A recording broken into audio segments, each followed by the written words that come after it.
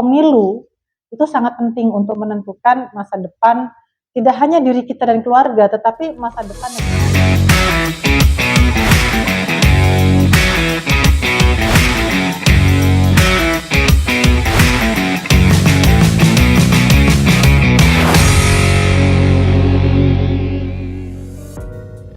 Assalamualaikum warahmatullahi wabarakatuh. Halo sahabat-sahabat Bawaslu Kota Blitar, ketemu lagi dengan kita dalam podcast Sharing Bareng Bawaslu seri ke-6. Alhamdulillah pada hari ini kita kedatangan tamu istimewa sebagai narasumber kita pada hari ini, Ibu Dewita Hayu Sinta. Kita manggil akrabnya Bu Sisin. Terima kasih. Ya.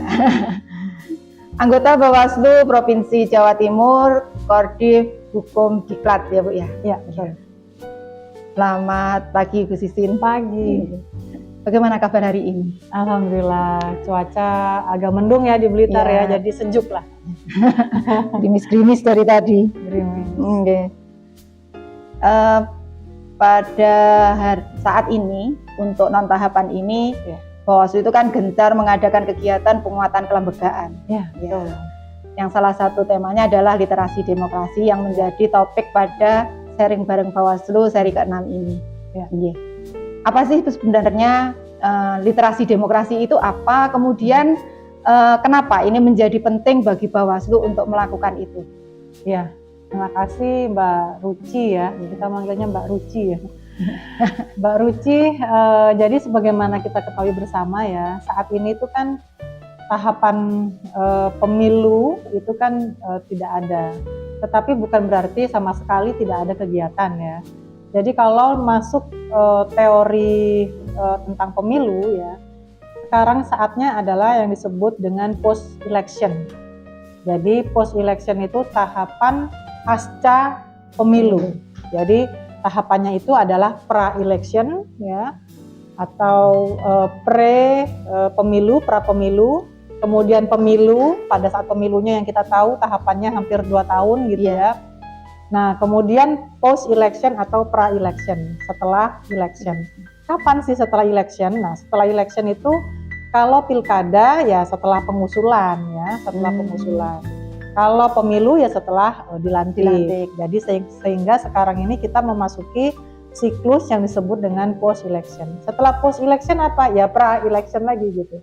Jadi ini merupakan sebuah siklus yang berputar gitu ya. Jadi sebenarnya pemilu itu tidak hanya berhenti pada electionnya saja, tapi tahapan pra election dan post election itu sama-sama pentingnya untuk mempersiapkan pemilu yang baik gitu ya, berintegritas gitu ya, demokratis. Itu memang harus disiapkan dengan adanya siklus ini gitu. Nah itu yang pertama yang ini konteks besarnya seperti itu ya, kita ada di tahapan pra election. Nah kemudian dalam tahapan post election.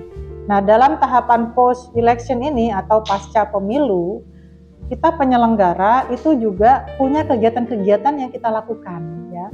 Bukan berarti kita kemudian tidak melakukan apa-apa ya, karena bagaimanapun tahapan post election ini juga penting untuk kita lakukan.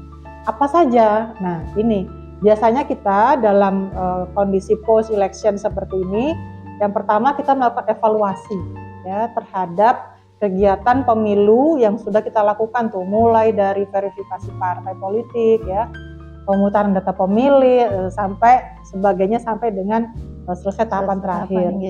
Kita betul-betul semua kita evaluasi, termasuk rekrutmen penyelenggara. Nah, kita evaluasi di masa post election atau pasca pemilu. Setelah itu, kemudian kita kaji hasil evaluasinya dan kita jadikan bahan untuk perbaikan di regulasi-regulasi pemilu yang akan datang. Ya. Kemudian kegiatan yang lain juga di post election itu kita melakukan penguatan kelembagaan. Ya, disinilah kita melakukan pelatihan-pelatihan, bimtek ya, agar kita tahu sebenarnya sumber daya manusia kita itu punya keterbatasan di mana sih, gitu ya, sehingga kita bisa mengupgrade, meningkatkan lagi agar kita bisa menjadi lebih siap, ya, lebih baik dalam melakukan pengawasan tahapan di pemilu yang akan datang. Maka dari itu juga dalam penyiapan SDM ini biasanya kita ada mutasi-mutasi, promosi-promosi ya di saat ini dah gitu ya. Karena memang pada masa inilah paling tepat kita memetakan sumber daya manusia kita lalu menempatkan sesuai dengan posisinya.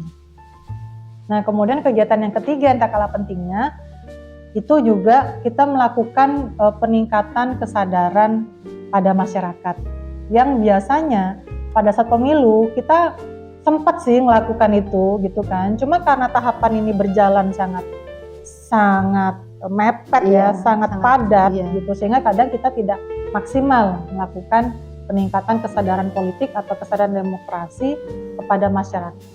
Nah, sebenarnya di post election inilah agar kita tetap punya engagement gitu ya dengan masyarakat, sehingga masyarakat itu nggak setelah pemilu, setelah pilkada terus lupa, gitu ya, lupa, kemudian tidak punya daya nalar kritis gitu ya. Nanti kedepannya ya ada lagi kejadian-kejadian kerawanan-kerawanan yang sudah dipetakan sama Bawaslu seperti misalnya money politik dan lain-lainnya. Nah, netralitas ASN, TNI, Polri, nah itu kan juga perlu kita kita lakukan sosialisasi dan edukasi ke masyarakat jauh hari sebelumnya agar itu bisa menginternalisasi ke masyarakat gitu ya. Nah, terutama juga dengan adanya pemilih pemula. Jadi mulai sekarang, mulai bahkan post election ini kita sudah memetakan ya dengan pertama melakukan pengawasan pemutakhiran data pemilih berkelanjutan. Kita akan tahu tuh pemilih pemula itu ada berapa sih, ya kan? Kita sudah tahu, sudah mulai dipetakan dari sekarang. Nah, maka dari itulah kita sudah mulai bisa tuh memberikan pendidikan tentang demokrasi kepada mereka, gitu, kepada adik-adik kita ini. Nah, disitulah kemudian pentingnya literasi demokrasi di pasca pemilu, gitu ya. Agar adanya kesadaran politik di masyarakat, kesadaran pentingnya pemilu yang demokratis itu sudah mulai terbangun gitu ya, jauh-jauh hari sebelum pemilu. Karena kenapa? Karena kalau sudah pemilu itu sudah banyak sekali kepentingan yang masuk ke masyarakat, terutama pemilih, ya kan? Bukan cuma kita, ya banyaklah, semua pihak pasti akan mencoba untuk mempengaruhi pemilih. Nah, maka dari itulah pada saat post election ini, saat kondisi sudah agak tenang begitu ya. Nah, pada saat-saat inilah sebenarnya sangat baik kita melakukan literasi politik di masyarakat. Seperti itu. Kan kalau saat ini kan Bawaslu itu kan kena efisiensi juga. Ya, betul. Kalau penguatan kelembagaan seperti literasi demokrasi itu kan kita memberikan sosialisasi kan pemilih pemula ke masyarakat, komunitas. Iya, komunitas. Ya, itu kan kayaknya kok butuh anggaran ini. Ya. Padahal enggak ya, gorengan sama kopi teh lah ya gitu. Padahal kan saat ini kan efisiensi itu kan benar-benar tidak ada anggaran untuk kita mengadakan sosialisasi itu. Nah, iya betul. Sebenarnya strateginya dari Bawaslu itu apa untuk agar tujuannya ini tetap tercapai, kemudian kita juga ngelakuin kegiatan, tapi juga tidak efektif gitu ya. Efektif dan efisien. Iya, jadi memang kalau di masa sekarang ini ya efisiensi ya, kita juga sangat menyadari ya kondisi di negara kita ini semua lembaga gitu ya melakukan efisiensi. Maka dari itu Bawaslu juga melakukan efisiensi. Nah, strateginya apa yang kita terapkan untuk melakukan literasi demokrasi ke masyarakat pada masa efisiensi ini ya. Yang penting kita semua kita lakukan strategi itu, ya nggak ngeluarin duit, gitu aja. Nggak ngeluarin duit. Nah, dengan cara apa? Nah, Bawaslu itu kan punya jaringan ya. Kita punya jaringan sosial di masyarakat, gitu ya. Nah, maka dari itu kita menggunakan kanal-kanal itu, jaringan-jaringan yang selama ini sudah kita bangun, gitu. Nah, kemudian kita juga menggunakan aktivitas atau kegiatan kemasyarakatan yang memang sudah ada di masyarakat. Jadi kita tidak membuat sesuatu yang baru, gitu ya. Tetapi kegiatan apa yang sudah ada di masyarakat, nah disitulah kita kemudian ikut masuk di dalamnya gitu. Nah, kalau teman-teman kan biasanya misalnya lagi ada arisan, pengajian ibu-ibu, nah disitulah sekalian kita memberikan literasi demokrasi gitu ya, yang tipis-tipis lah ya gitu di situ sambil ngobrol sambil arisan. Nah ibu-ibu itu tentu saja kan semua konsumsinya kan mereka sendiri ya gitu. Nah itu salah satunya begitu. Nah kemudian kita bekerja sama dengan lembaga pendidikan karena pemilih pemula, pemilih muda ada di situ gitu. Nah makanya kita bekerja sama dengan dinas pendidikan, kemudian dengan departemen agama di sini Kanwil ya. Bahkan Bawaslu RI itu sudah tanda tangan MOU dengan Kementerian Agama gitu. Nah nanti kita bisa lanjutkan di tingkat kabupaten kota. Namun demikian di tingkat kabupaten kota sebagian itu pun sudah ya melakukan kerjasama dengan departemen agama ya. Nah maka dari itu kita bisa masuk ke lembaga pendidikan setingkat SLTA, SMA atau MAN gitu atau MA gitu ya, pondok-pondok SMK, pondok-pondok gitu ya. Jadi di mana ada pemilih pemula di lembaga pendidikan itu ya kita melakukan sosialisasi di situ, literasi politik di situ. Nah kemudian yang ketiga kita menggunakan sosial media ya seperti sekarang ini ya podcast ya semoga yang mendengar gitu ya bisa juga terliterasi gitu ya. Nah jadi menggunakan sosial media yang memang sudah dimiliki oleh Bawaslu ya, kita menggunakan YouTube, platform seperti Instagram, kemudian TikTok gitu ya. Kemudian bahkan kalau Bawaslu RI kita punya status WA bahkan ya. Jadi yang sering kita harus repost di status WA kita gitu ya. Jadi memang kita menggunakan sosial media yang menurut kami itu juga sangat efektif gitu. Bahkan teman-teman kalau di Bawaslu Jatim itu membuat film pendek ya, semacam film pendek. Sangat pendek bahkan mungkin cuma beberapa menit ya, cuma sekitar 5 menit atau 3 menit gitu ya. Nah itu kenapa kita membuat film yang sangat pendek ya, mungkin video pendek gitu ya. Karena memang kecenderungannya anak zaman sekarang nih gitu ya kan, kalau melihat tayangan media itu kalau terlalu lama lebih dari 3 menit tuh mereka udah scroll. Udah scroll ya. Udah bosen, mereka sudah sangat multitasking ya. Jadi nonton YouTube atau nonton TikTok sambil ngapain gitu ya. Jadi nggak bisa lama-lama. Jadi itu yang kita sekarang lakukan gitu. Jadi membuat konten-konten yang kreatif semenarik mungkin agar dilihat ya, dibaca, disimak oleh para netizen yang budiman.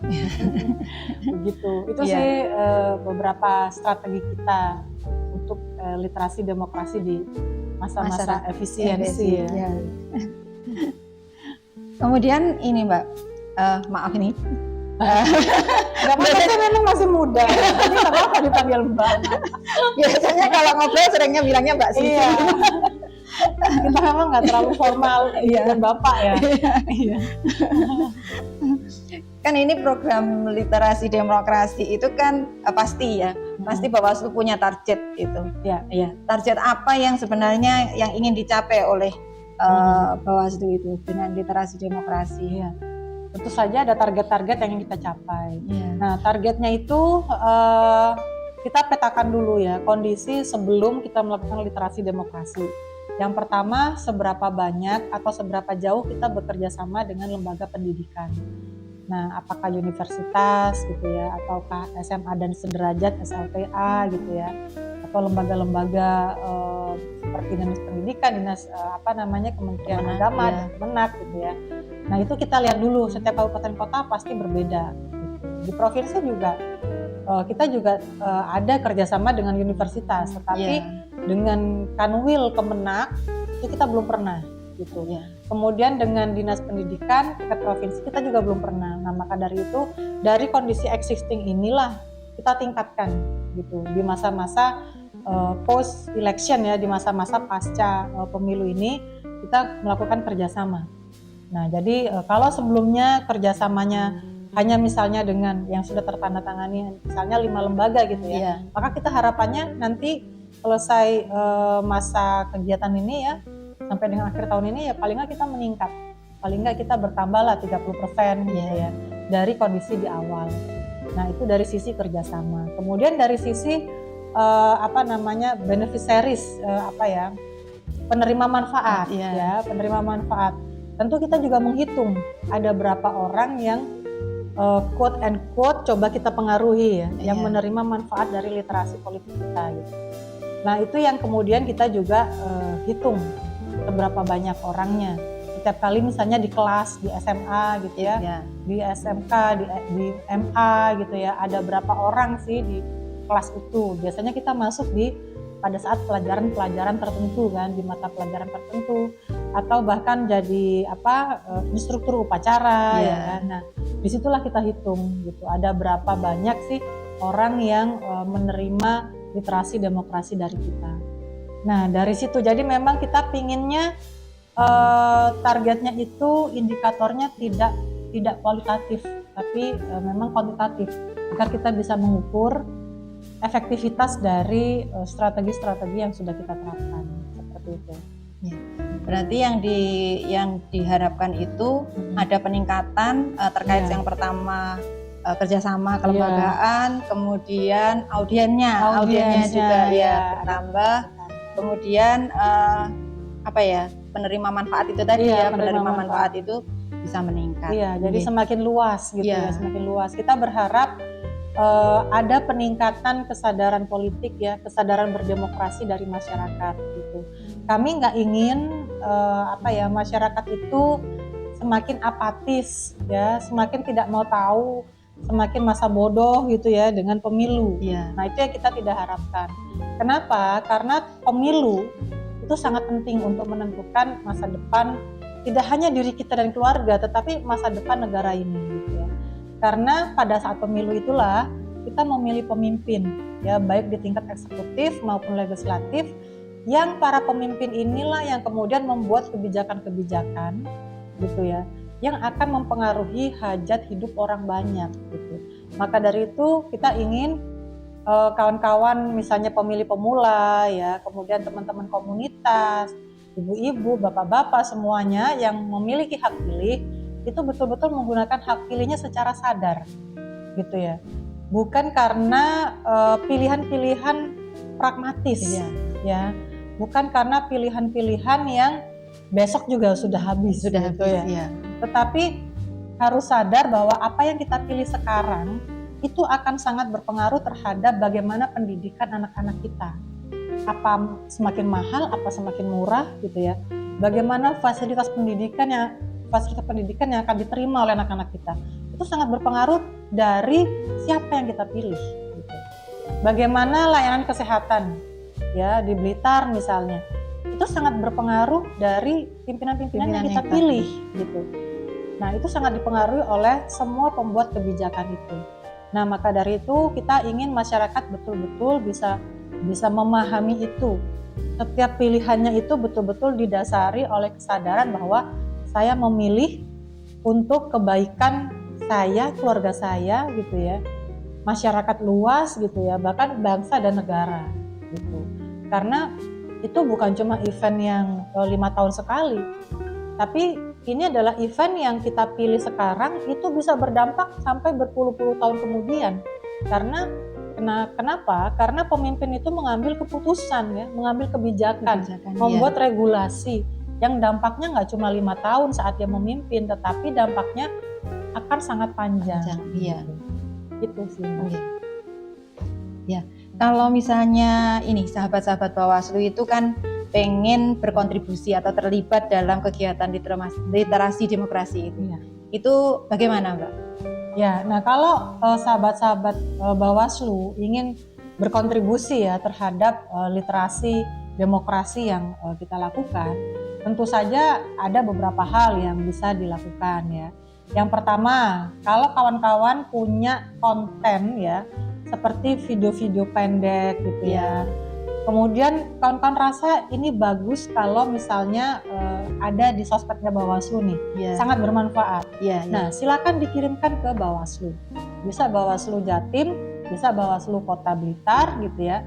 Bawaslu di mana kawan-kawan tinggal, atau Bawaslu di mana kawan-kawan ingin punya cakupan yang lebih luas gitu.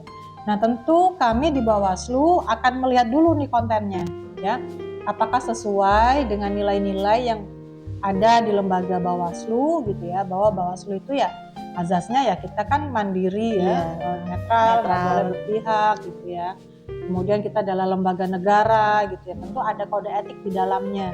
Nah itu kita harus verifikasi dulu sebelum kita pastikan untuk kita tayangkan. Dan kalaupun kita tayangkan, pasti itu juga dengan kredit terhadap yang membuat. Kredit itu maksudnya bukan dalam bentuk uang ya, tapi paling tidak tetap dicantumkan bahwa ini tuh diproduksi oleh siapa, gitu. Nah itu untuk konten-konten kreatif ya. Kemudian bisa juga kawan-kawan misalnya saya punya komunitas nih, gitu ya. Saya punya komunitas mancing misalnya ya. Komunitas mancing itu kan di Blitar ini komunitasnya besar banyak loh ya. Karena tetangga saya itu juga punya kolam pancing ramai banget ya. Jadi kalau sudah lomba pancing itu ramai banget.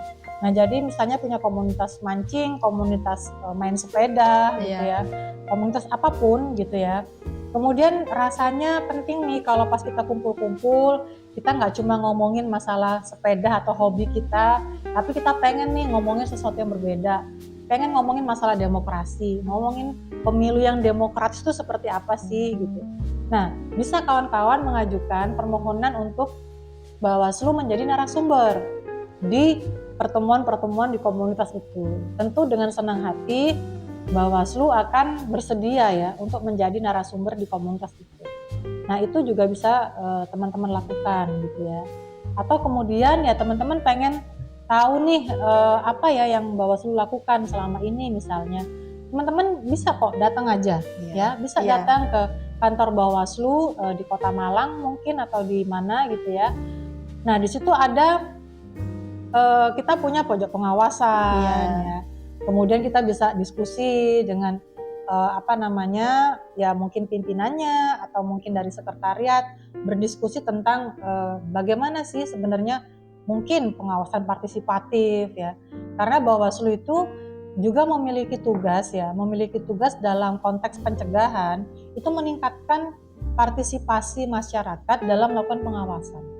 Nah, itu yang kita sebut dengan pengawasan partisipatif. Jadi pengawasan yang dilakukan oleh masyarakat gitu ya. Nah, ini sangat baik sekali apabila misalnya kawan-kawan pingin misalnya Bawaslu memfasilitasi pelatihan menjadi pengawas partisipatif di komunitas atau di lembaga pendidikan yang kawan-kawan miliki. Nah, ini saya rasa satu hal yang sangat baik ya kolaborasinya seperti itu. Dan tenang saja kalau misalnya masalah honor narasumber, nah itu bisa dipetung lah, apalagi itu memang sudah jadi tugasnya Bawaslu. Jadi seharusnya nggak perlu lagi ada narsum honor itu, tapi ya jangan jauh-jauh juga guys. Ya, sahabat Bawaslu ternyata banyak sekali cara yang bisa dilakukan untuk sahabat-sahabat Bawaslu bila ingin berkontribusi dan berkolaborasi terlibat dalam kegiatan literasi demokrasi ya. Betul. Ternyata ini tadi obrolan kita sudah banyak sekali manfaat yang saya rasa yang bisa diambil oleh sahabat-sahabat Bawaslu. Ini yang terakhir ini Mbak. Boleh. Untuk closing statement untuk acara pada hari ini.